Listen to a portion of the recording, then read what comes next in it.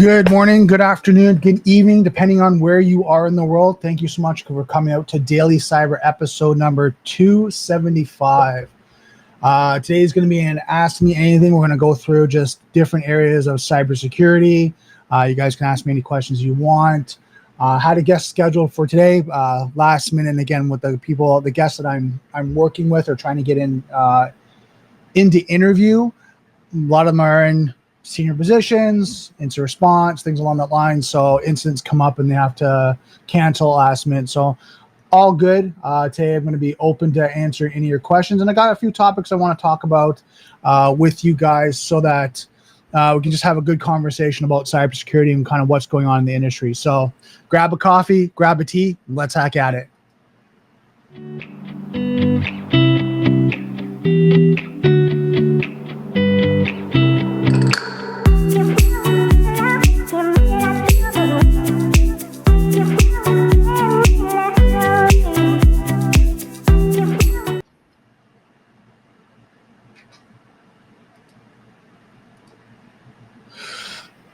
So everyone, this has been a busy week. I don't know how you guys are doing. There's a lot going on in the world, as we know. A lot going on with cybersecurity in the industry. I'm seeing the chat right now on Discord that people are talking about, like, RTO and looking at work and just things that are going on in the industry. So we'll talk a little bit about that and kind of what I'm seeing is going on in employment, especially when it looks at like Ontario and Canada. I know currently right now they're saying we're on the biggest unemployment rate of all times in Canada right now. And I think the challenge with that is that we have an influx of, immigrants. We have, problems with our economy, what's going on with the financial situation. So larger organizations are cutting back. So people getting laid off. I know for myself, I got laid off a couple months ago. So, and then, fortunately, with us in the cybersecurity industry, if you have good skill sets, soft skills and technical skills, you can potentially find something fairly quick because there's a need for expertise, for the need for that value. So I think it's really important to have these conversations, keep up with what's going on with the current industry and just really what's going on in your day to day. I mean, I think it's really important. So like one of the things I wanted to cover today, and I'm monitoring the chat so you guys know if you guys have any questions, just let me know. Cybersecurity talent shortage and burnout crisis. I mean, I'm seeing as I go through working with different organizations, their hiring practice, trying to find that unicorn, that amazing person that understands threat intelligence, understands incident response, understands policy and governance, understands how to do proper documentation, going through that process, understands a corporate environment, how to work with a corporate environment, because there's that soft skill aspect of it. Like I know for myself, and sometimes I have to pull back, is that you want to drive initiatives, you want to drive deliverables because you know how essential it is. But you have other stakeholders, other people in the business that have other objectives or have other visions and viewpoints of how they want to do it. So sometimes you have to slow back down to go faster, to collaborate with your team members. And there's sometimes, and I find myself pushing forward, right? And I talk about that, like having that talent to be able to do that, having those conversations, being able to take in information, understand other points of view, and then trying to articulate your point of view that aligns to what they're thinking, or at least educates them on the importance of your process, your vision, what your implementation, right? And why you think it's equally as important or should be one of the top priorities, right? If it's you're working on the top 5 or top 10, the reason why you feel it should be part of that top 5. And it's really important to have those conversations and be able to articulate in a way that's supportive. It's empathetic, that you understand your team members and where they're coming from.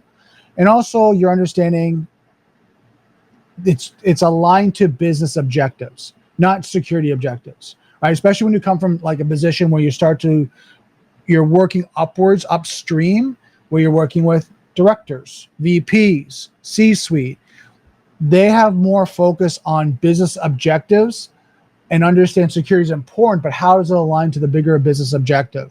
And if you can do that, I mean, you're golden, right? If you can align your security control on how it's going to help improve that business objective, or, we talked about reduce liability, reduce risk, improve profitability, right? Reduce costs, right? Things along that line, because you're talking about integration and automation. Like, all these things will help you become better at sharing your vision and helping mature the security posture. Now, the challenge is that when you get experts like this with such strong skill sets, what happens is they get divided out into multiple pieces of the pie. Meaning, oh, can you do this project?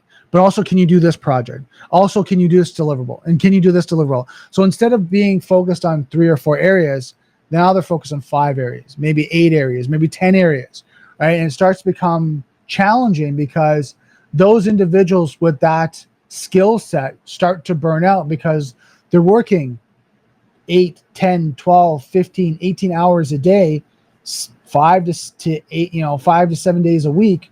And they're just pushing, right? Because there's things that need to be done. And security, anyone new to the industry that hasn't been in the industry and hasn't worked there, you guys know, especially if you've been in IT, it's constantly changing, constantly evolving. One of the questions I've been getting this week was about compliance, GRC, governance, risk, and compliance, and how do we build out a program that's scalable, right? And I said one of the challenges, and they were talking about automation and innovation, and get that, and you get these questions, and you get the answers, and you put them in the database or a learning an LLM, right? And he gets it, and the LLM answers it and does all that. And I'm like, that's great, but it has to be ongoing. It has to be managed ongoing because the environment changes. How we answer the questions change. How, the questions that are being submitted are generally not, from my experience, uniform because each organization has their own way of asking that type of question. I'll give you an example. Say, for example, you're a company, you're asking me, do I have a SIM, like a security incident event management tool in place? Some will just ask that yes or no question. Some will ask, how do you manage your SIM? Some will ask, do you have evidence of the SIM? So they'll want, screen captures of logs, right? So all that question is really around SIM, but they're going to ask in different ways. Well, you have to train the automation to be able to answer specifically and then modify, but it's ongoing. It's not set it and forget it. And no security program is set it, forget it. Which brings me back to the point of like burnout and really focusing on what we need to do. There's going to be a balance of how to use automation, AI technology to be more efficient, with the caveat that it has to be managed properly. It has to be evaluated. You have to do your due diligence. You have to make sure the answers and information and what you're using the tool for is giving you the right output, right? So, and that takes talent. It takes individuals that know their job and their role. And also takes people, from my recommendation, that know how to balance out the automation and innovation, the security controls, and the maturity of the security controls and how they're actually functioning, working. I talked to a client today about vulnerability management. I said, as you build a program, you've got to have reporting to evaluate the success of the program so that are you seeing any progress and reducing the vulnerabilities, right? Especially when you're looking at patch management, you're looking at any type of scanning you're doing. Do you see an improvement in the program? Or do you have a certain baseline that's going to be ongoing? If you see the average, and I'll use this patch management, say it's a larger organization, you patch Tuesday, the average patching that you're going to get on patch Tuesday or Wednesday and Thursday as you start to run that report and potential vulnerabilities because of security might be 50 to 100 to 500. But that's acceptable because you're running the patch program. Once you do that, if you had patch Tuesday, you did testing, you did all that, and say the following the Friday or Monday, say it's Friday, you do the patching because again, you want maybe do it over the weekend just because you want to make sure if there's anything breaks, you have time to roll back. So say patch Tuesday, you do a few tests on the patch, make sure they're valid. There's not going to be any issues. You run the patch on Friday, you run the report on Monday, and you see that 500 drop, right? That 500 drop to 50, right? Because you got all those, vulnerabilities patched, and the 50 are other things that you need to do. Maybe the patch didn't go, maybe it's a manual process you need to do, whatever that may be. But if you don't have proper reporting, you don't know how the program's doing, and you have to see it over time and distance. I really think this is important to think about as you're getting into your security career and as you're evolving is how are you building this out? How are you building out your program? How are you working with your teams? Be it up market, senior leadership, executives, to downstream, to partners. How are you collaborating with them to get the best effort? And are you being collaborative or are you being adversarial, right? I'm seeing more experts be more collaborative because we understand the stress. We understand the real world situation. So when someone says, give me some time to get to it, the next question I normally see is, how many days do you need? A couple of days, a week? Do you got other projects? They're trying to better understand versus I used to see as, no, I need it by Friday. I need it by Friday morning. Not caring what the other individual has on their plate, other objectives, other projects, other incidents. So I'm starting to see more compassion and empathy on each professional and what we're working through. And I think that's going to help to balance out at least our colleagues' burnout. But we also have to look at just ours, right? And one thing I was talking to a colleague before the stream was because the Canadian market is so challenging right now, people that have jobs are trying to maintain them, even though if it's stressful, if it's a burnout, whatever that may be, because they know the employment market right now is challenging. And I'll give you an example for Canada. I don't know about, again, where you guys are from the world. I know right now a lot of my colleagues are getting employed by U.S. companies. The Canadian market right now is more challenging, and that's at least what I'm seeing, and they're getting employed by U.S. companies, I'll say on average, just because there's more growth, more bandwidth. The economy is doing a little bit better than the Canadian market right now. So stuff to really think about, when you're looking at the Canadian market, you're looking at your career, you look at your talent. And then the other thing I want to add, and just kind of, on my soapbox here, is making sure that you have not only the book theoretical knowledge, you have applied knowledge. And probably going to ask, how do I get applied knowledge? Be it setting up your own lab, volunteering at places, working for non-for-profits, right, and doing consultations from anywhere from co-op to, actually charging, these people for like a fraction of your time. So if your time's worth $100 an hour, charge them 50. Again, it's the reason to get experience versus actual revenue. Right. So what happens is you can take that to market and say, look, I've actually done this work. I've actually set this up. I've actually done that. I've already set up firewalls, endpoint protection, DLP. I've done it. I've seen the challenges. I understood how to overcome them. I've got them into a functional state where they're maintenance and reporting and helped them to tweak and fine tune it. And I've done that for several clients. I've done that for several organizations. That now speaks volumes to your experience, because theoretically, and I'm dealing this with myself, theoretically, there's a lot of knowledge I know, especially when on the technical side, because I haven't been on the technical side in a while, but I'm finding that I'm having to set up labs. I would just set up a lab not too long ago, and now going back through the technical configurations and seeing it's not that easy. This script, it doesn't work as it should. You have to modify the script. You have to do it in a certain sequence. But if you look at the white papers, it's just supposed to be click, click, click, click, click. That's how it's supposed to work. But it doesn't. And then you look at forums and you talk to colleagues and they say, oh, by the way, you have to make this change, this modification. You have to put this switch in. You have to do that. And now it works. So things to think about as you're going through your career. Now, again, if you guys have any questions, let me know. I'm monitoring the chat right now. But I think it's really important to take care of yourself on your career development, but also if you're in your career, watch for burnout and signs for burnout. I'm going to say this, and it's all a reminder for you guys. You guys already know this, but isolating yourself, right? If you're isolating yourself, you're too tired, you're too fatigued to do anything, you don't feel like, after work, you want to veg, you want to watch TV, play video games, whatever, and you just don't want to do anything. That is sometimes signs of burnout.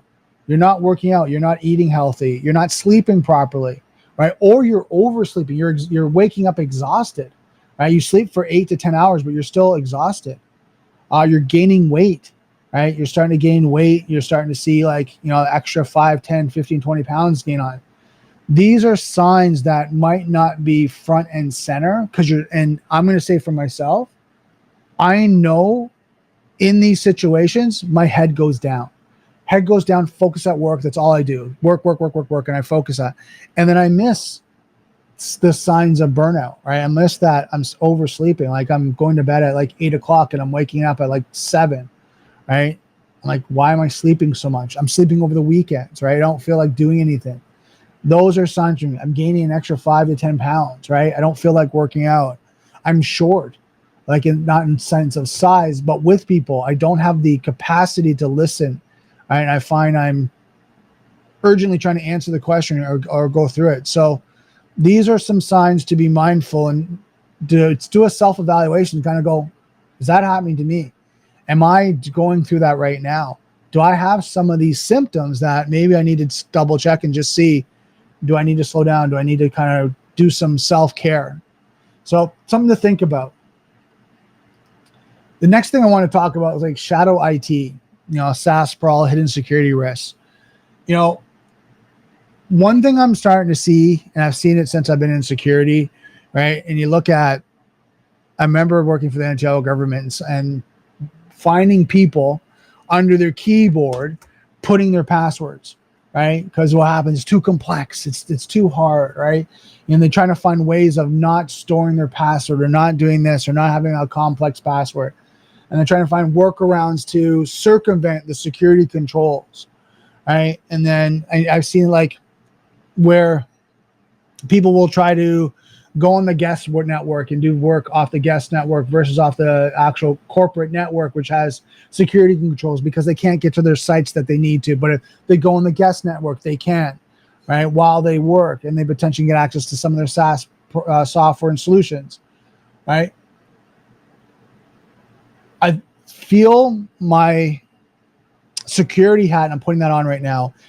I feel what we have to do is a better job of education, doing proof of concepts, hearing the feedback from different departments and stakeholders, like why do they feel this is not going to work, or are they going to use it or not? What's the success?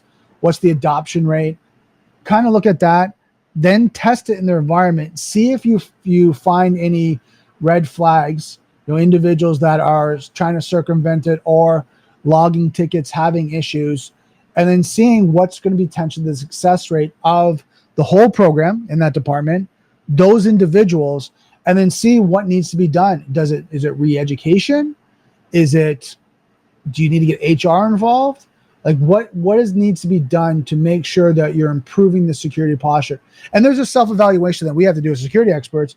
Is the security controls too controlling, too secure, that's actually hindering them from doing their work, right? And I've seen that on the other side as well, is where you lock everything down, where you limit access, the separation of duties, least privileges, and you put all this in place, but they can't function. It's really hard for them to do their job.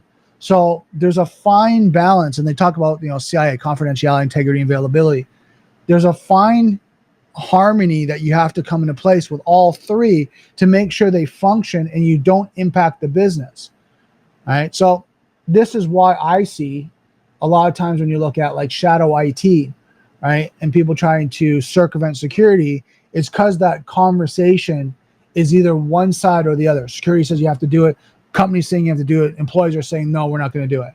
Right. And there are all these people in the different, areas having their own experience where it needs to be more collaborative. Risks. I mean, you guys know with shadow IT, especially when you're looking at shadow IT from a corporate view, People with more privileges, meaning higher access, more access to different environments, data, information, if they are circumventing the controls, the potential for them to get compromised and the impact being higher is a high risk for the organization. So they're the type of people we need to have adopt, right? And these are the ones that we want to make sure. Now, the other thing is, and I talk about this, I'm going to just jump into the next topic. And again, let me know if you guys have any questions. I'm going to talk about this one. This is the next one that really kind of aligns to what I'm looking at, like shadow IT, and then going to third-party risks. I'm seeing more and more the due diligence on both sides of the organization, vendors and partners to an organization, and vice versa, that whole life cycle and partnership. I used to see like questionnaires where like 10, 15, 20 questions. And I'm getting organizations that are talking to me and saying, okay, you know what? Can't we make this simpler? Can't we make it easier? Can't we make it more efficient? Efficiency, I don't have a problem with. Simpler, I have challenges with. Because what happens is when you have downstream liability, meaning say it's an MSP or MSSP, they're managing their clients. They're down here and they're managing their clients. If that MSP gets compromised and the access they have to the clients now is an open access point from the threat actor moving laterally from their environment to that client, is downstream liability. Well, if we don't do our due diligence to validate the security controls and how they manage it and do a thorough job of that MSSP, you start getting this. Well, that wasn't my fault. That was your security. But that you were supposed to have the secure environment, but you didn't ask us, and you didn't do this, and you're like, okay, what's going on? And I've been on calls and incident calls from our like incident response, talking to organizations, hearing that conversation of people pointing fingers, and really thinking to myself as an advisor, why didn't they validate it as a team? Why didn't they go through the due diligence together, back and forth, and make sure they ask the right questions and then have evidence to support that they're actually doing and implementing and managing those controls, right? And then validate, and then go through, depending on the size of the organization, the potential revenue and risk, set up more consistent audits, right, to validate that actual controls or the third-party risk, right, to make sure everything's been implemented. So, for example, some organizations do SOC 2 Type 2. They do that annually. Great. So they got an outside party that comes in, goes through their due diligence, validates their controls, and makes sure that that's fairly extensive, especially when you look at these organizations that come in. That's great to get a copy of that. Get a copy of that, ask some questionnaires, and then line it to what you need. And then what happens is as you go through that, you have a baseline of the understanding of the security, right, and how that's going to work, right? And you want to know, you want to ask some good hard questions of like, how is that security control going to impact us? How does that work with our systems? How does that work with communication? How does it work with data flow? How does it work? How does it work? How, right? When you feel comfortable that it's at a baseline of security. Now, if you don't know, and this is a good, a good place to be. If you're like, I don't know, then bring in an expert that does know or knows how to ask those right questions and validate it. And then what happens is you at least get an understanding of what you're going to make a requirement, what you're going to accept. That's acceptable risk. Don't worry. And I'll use an example. An acceptable risk would be the client has access, to, just trying to think, access to our policies. We gave them access to some of our policies. They have our acceptable use policy. They have our business continuity plan, our incident response, our disaster recovery. They're saying they're going to store it in a secure area. We're going to kind of accept that. We're good to go. They validate in an email. They're going to store that in a secure area. We're good. Now, that's kind of an acceptable risk. If that gets out, gets published, they get compromised, it happens. It's going to impact the organization, but it's not going to have an incident, in the sense that you might have to update your policies, you might have to make some modifications, some changes, you have to make sure that it's up to date. And again, most of these policies are up to date quarterly, if not annually, because the environment keeps changing.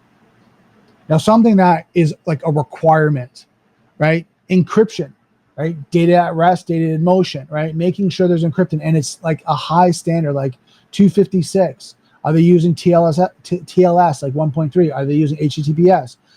Are they using these secure protocols for communication? Are they using two-factor authentication, right? Do they use password managers, right, to secure their passwords and things along that line? So all of these things might be requirement. If they don't do it, it should be a showstopper, right? It should be a point where you're like, yeah, no, it's a no-go, right? It's a showstopper. You need to get implement. Once you get implement, you validate you do, then we'll have this conversation. And I think it's important for us to think as security professionals, we don't work independently anymore because of the partnerships and the relationships and the connectivity that we have with other organizations. There's a spider web, I'm going to call it a spider web relationship with your vendors, your partners, your SaaS solutions, and things along that line.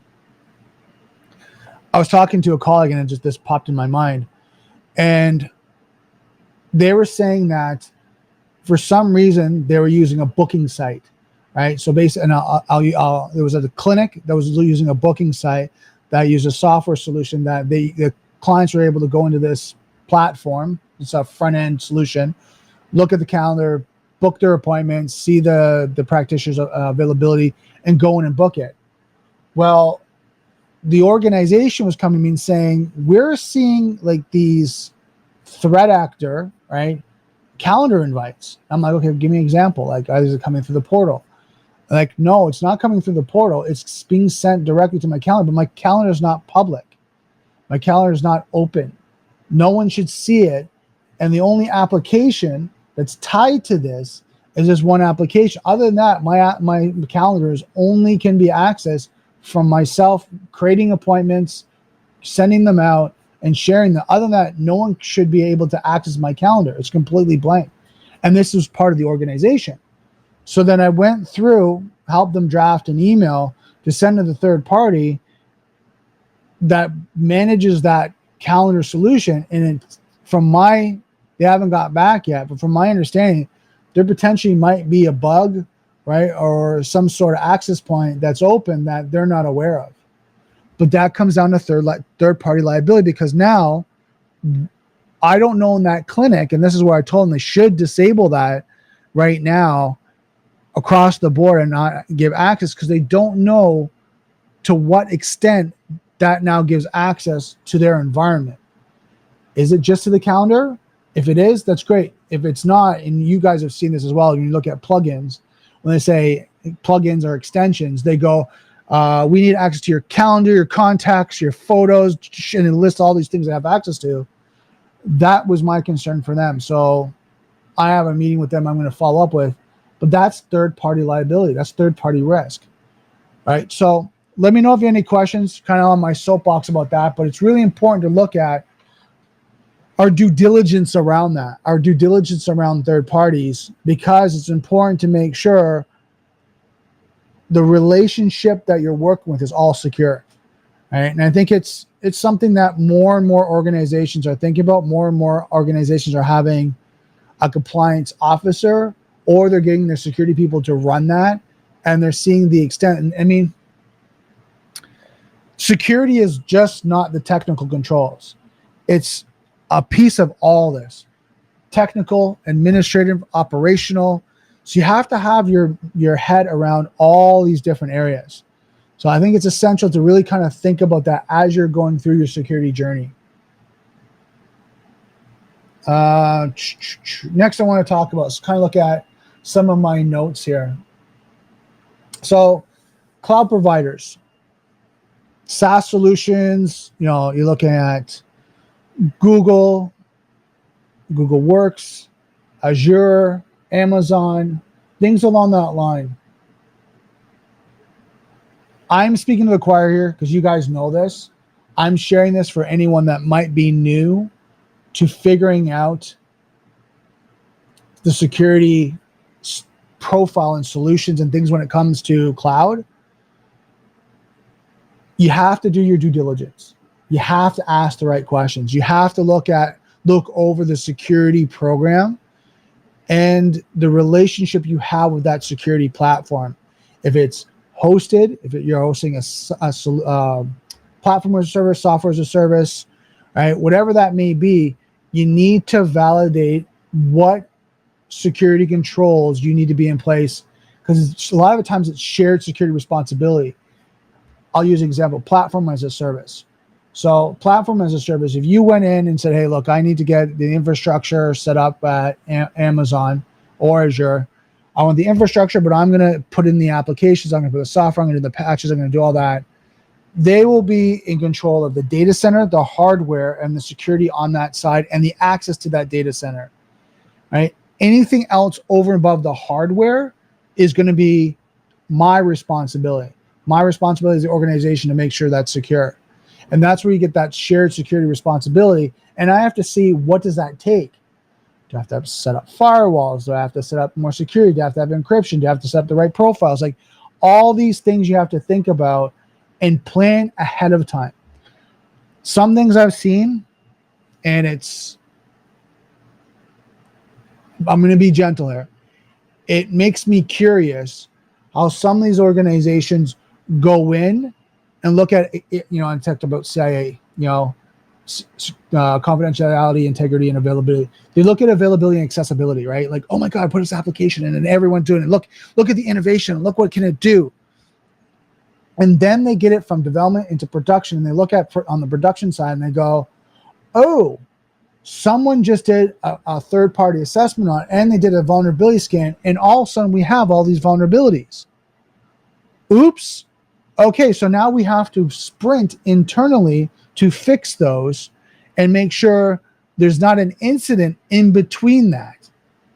So I want you to take that in for a second.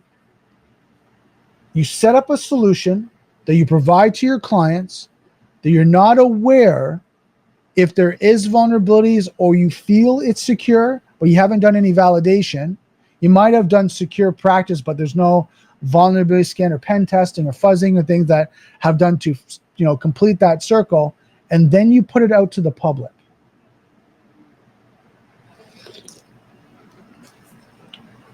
And then the public comes back, your clients come back, your customers, and they say, oh, by the way, I found 50, 60, 100 sub ones, priority one, vulnerabilities, 0 days, critical vulnerabilities. Now you're sprinting to make sure there's not an incident.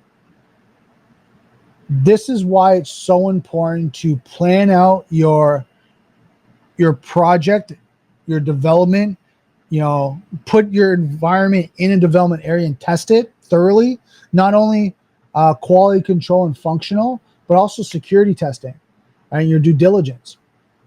Then from there, look at taking it to market. I say that and I share that because I think it's so important to make sure that the due diligence is done, because you never want to be that organization that's been in a compromise. That we've been compromised, we've been attacked. We had a threat actor, move into our environment. We don't know what they've taken. You don't want to have those conversations if you don't have to, if you've done your due diligence. Just look at my notes here. Common misconfiguration causes are, open, S3 buckets, weak identity access management. And this comes back down to your auditing, right? Least privileges, making sure you understand that who needs access to what. And then through the development, you might have a little bit more of an open hierarchy of users and access. But as you start to, look at production, you start to reduce that. Who actually needs access, and what access do they need, and what's the least amount they need, or most amount? Well, what's the highest level of privileges you have in the environment, and how can you restrict them to the least amount of people? That's what I'm talking about. Right? Because there's going to be some people that need that access, but you want to make sure it's reduced to the minimal amount of people that have great security controls in place. Things that you guys are aware of, MFA, encryption, like encryption, right? We can't talk enough about that, making sure you're using encryption protocols for communication, right? For any type of front end and public, site. Having logging, right? Making sure that you have logs that are properly logging, and you fine tune your alerting, right? Not just you have a dump of logs and then no one's looking at them. That's another thing that is a challenge that I've seen too, is people have security logs and they're putting in maybe into certain solutions like a SIEM, but their monitoring is limited because the number of resources, they haven't tuned it, they haven't worked with the right team, whatever that may be. And then what you find is that they have an incident and they go back through the logs and figure out this compromise happened weeks, if not months ago, just no one saw it. No, and it didn't trigger properly. So making sure you have the right logs and alerting set up and you're monitoring it properly ongoing. Let's see, what else do we want to talk about? So cybersecurity leadership in the age of AI. I think it's really important right now to think about the evolution of AI, right? Because more and more organizations are looking at how to implement it. Other part of that is the applications that most organizations are starting to incorporate AI in some form or another, right? We see it on Microsoft, we see it in Teams, we see it on that where you see like a note-taking app. Also will pop up and it's an AI tool, right? Someone's recording the meeting, taking notes, doing all that. But the question comes, as a cybersecurity leader, has anyone done their due diligence? Has anyone gone through and validated, what's that application? Where's the data being stored? How's the data being utilized? What's the company's or organization's policy on data privacy, data security, leveraging that data for their own usage? And what type of data do they have access to? Do they have access to all data, right? Or do they have access to certain data? Do they have access to the system as well? Like some of these applications will have a layer of access to your camera, your microphone, right? They'll look at having access to certain drivers. Like it just can go deeper and deeper, which that information now can be recorded to that, AI solution. And then the question is, depending on how they use it, or is it just like type of metadata they're collecting? You have to do that validation, right?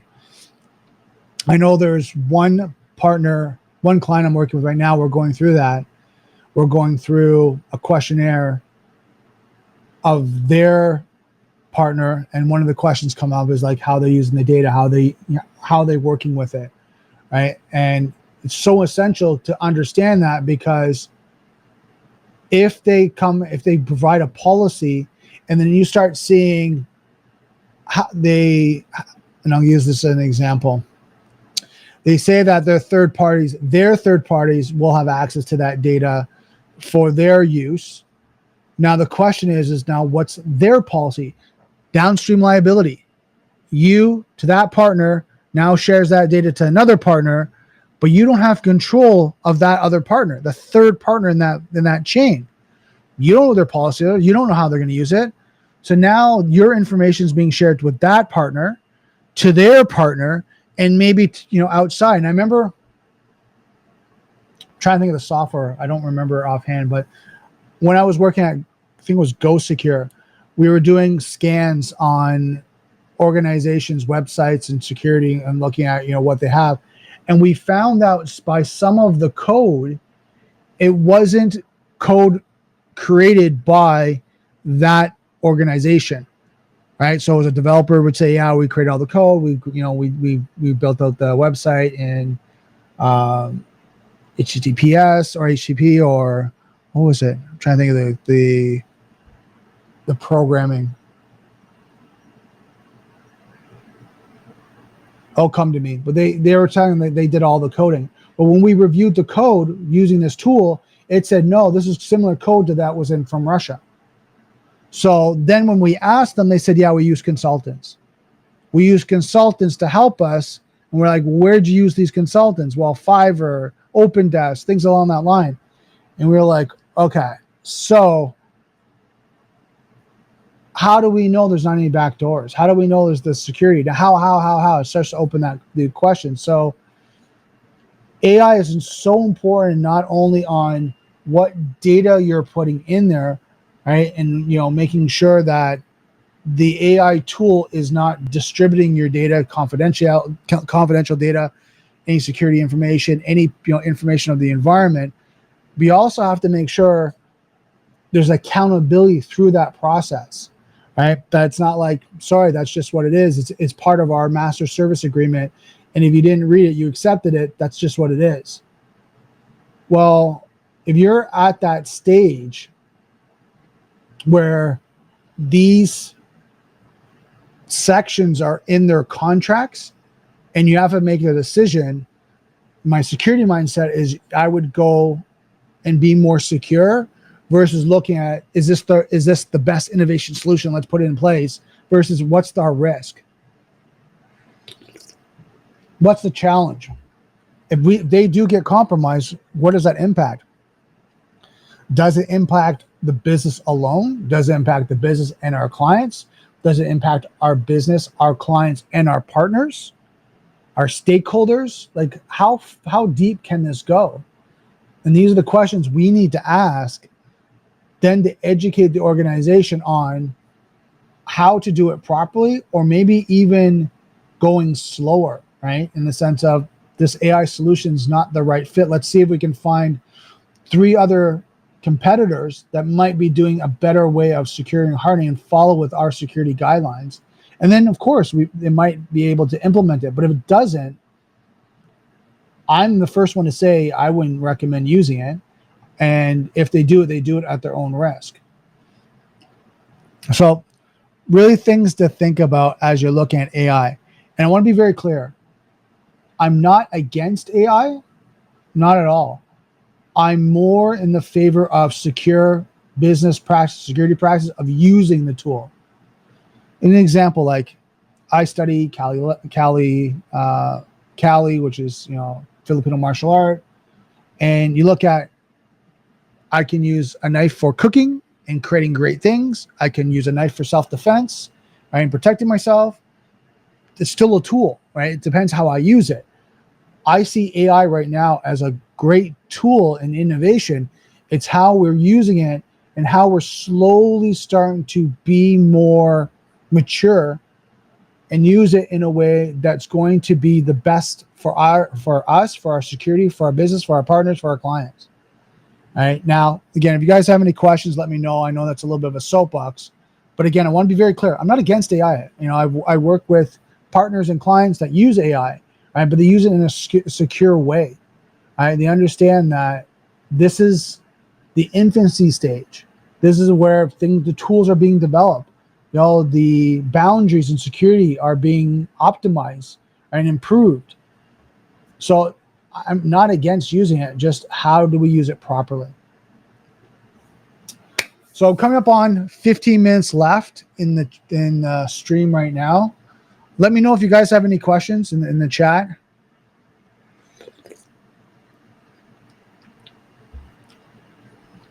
The last thing I'm going to bring up, just for the last 5 minutes. Just gonna,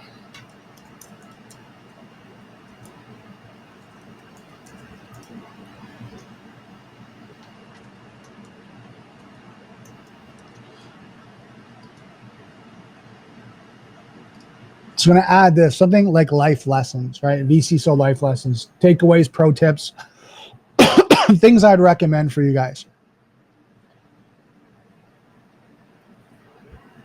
Tip number 1, make sure as a vCISO security expert, you're organized with your documentation.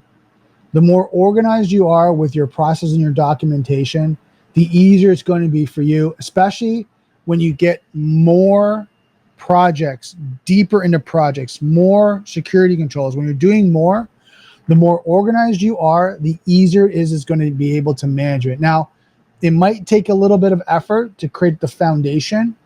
And I remember it was Eben Pagan talked about this.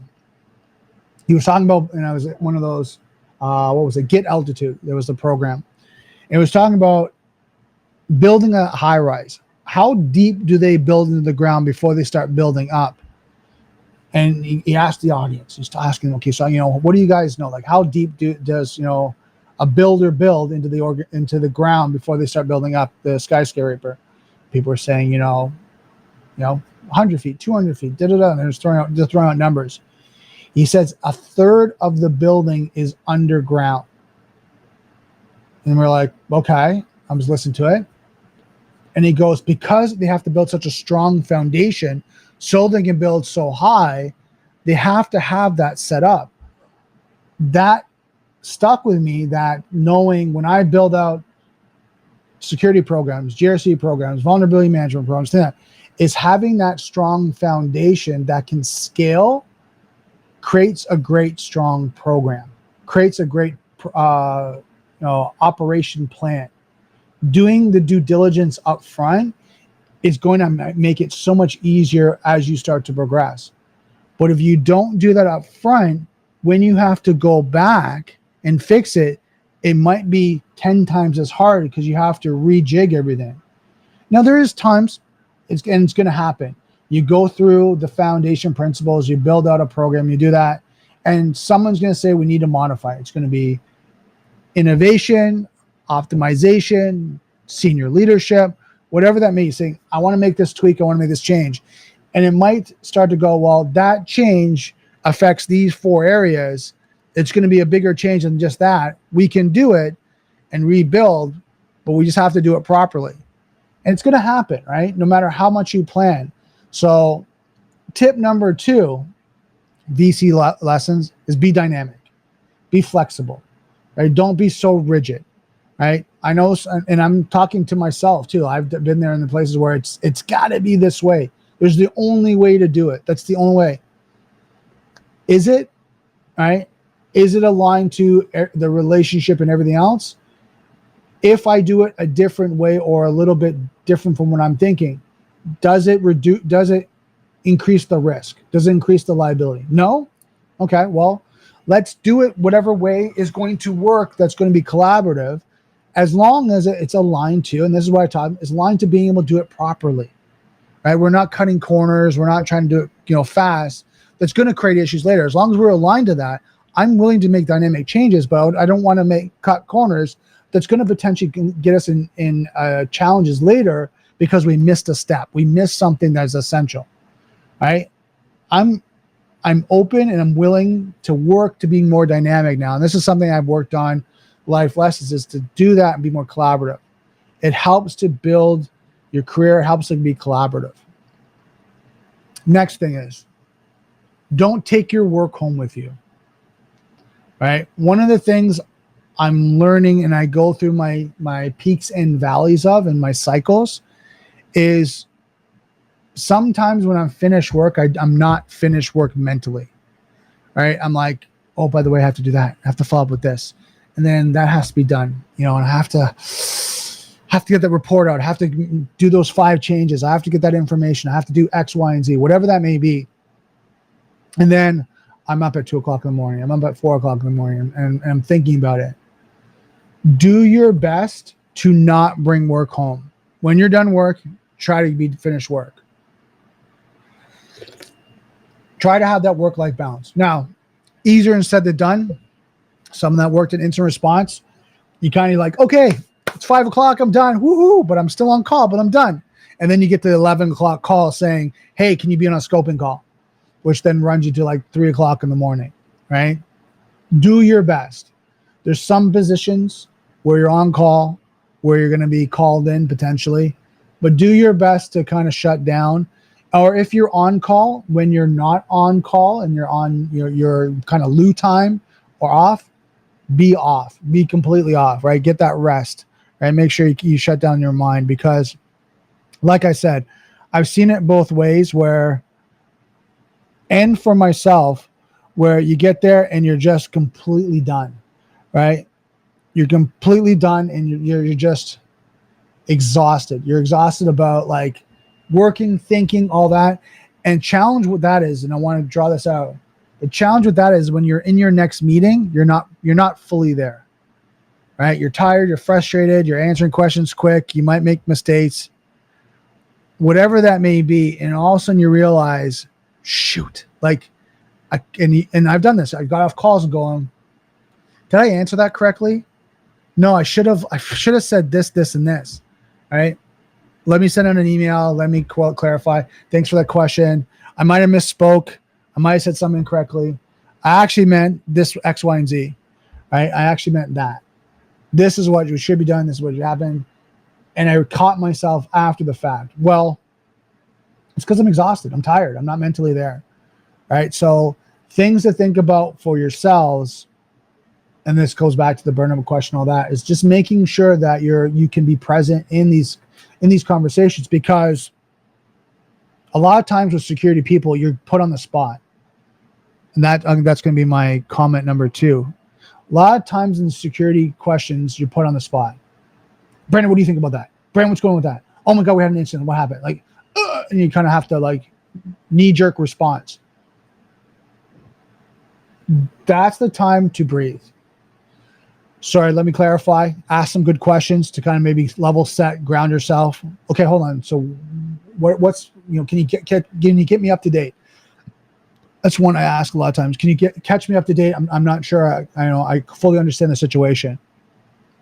So what happens is they'll go through, oh, this happened, this happened, this happened. Okay. And then what exactly have we done up to this point? Okay. Now I can answer, okay, what about this? Have we looked at this? Have we done that?